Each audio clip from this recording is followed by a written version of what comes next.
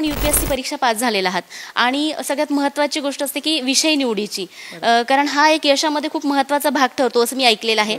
तर तुम्ही नेमका कोणता विषय घेतलेला होता आणि तो विषय का निवडला, आणि आत्ता जे विद्यार्थी तयारी करत आहेत तर त्यांनी विषयाची निवड करताना नेमकी कोणती काळजी घ्यावी, काय सांगाल? बरं, तर माझा ऑप्शनल सब्जेक्ट होता political science and international relations.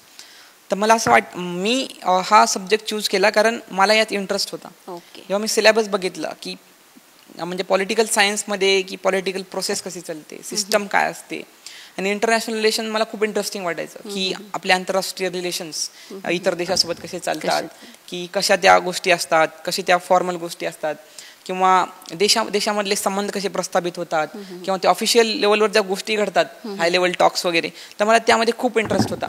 तर माझं प्रायमरी मोटिवेशन पॉलिटिकल सायन्स घ्यायचं हे होतं की मला इंटरेस्ट होता त्यामध्ये.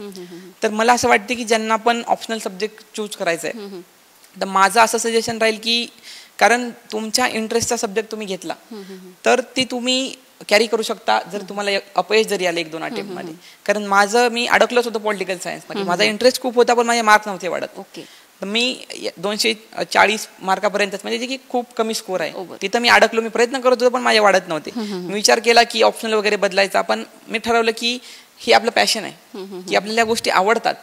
ठीक आहे, आपल्याला मार्क येत नाहीत तर आपण इम्प्रूव्ह करू त्याच्यामध्ये.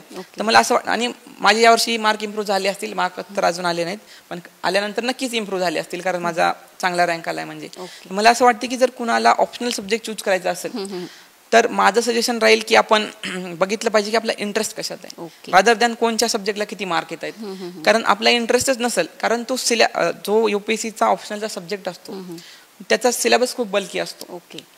त्यांचं एक्सपेक्टेड असतं की तुम्ही ॲटलिस्ट बॅचलर लेवलचं त्या सब्जेक्टमध्ये मास्टरी घ्यावी. तर त्यासाठी आपण प्युअरली आपला इंटरेस्ट बघितला पाहिजे. दुसरी गोष्ट ही पण आहे की रिसोर्सेस किती अवेलेबल आहेत त्या गोष्टीसाठी. कारण रिसोर्सेस जर अवेलेबल नसतील, चांगलं स्टडी मटेरियल नसेल, पीअर ग्रुप नसेल किंवा मार्गदर्शन करणारा कोण नसेल तर आपल्यात इम्प्रूव्हमेंट व्हायचे चान्सेस कमी होतात. बरोबर आहे. तर मला असं वाटतं की या 2 गोष्टी आहेत. एक गोष्ट की प्युअरली आपण प्राधान्य दिलं पाहिजे इंटरेस्टला, जेणेकरून आपल्याला तो सब्जेक्ट आवडला पाहिजे, की आपण ते सिलेबस कम्प्लीट करू शकलो पाहिजे, आपल्याला काही त्रास न होता. आणि दुसरं म्हणजे त्याचे रिसोर्सेस किती अवेलेबल आहेत हा सुद्धा विचार केला पाहिजे.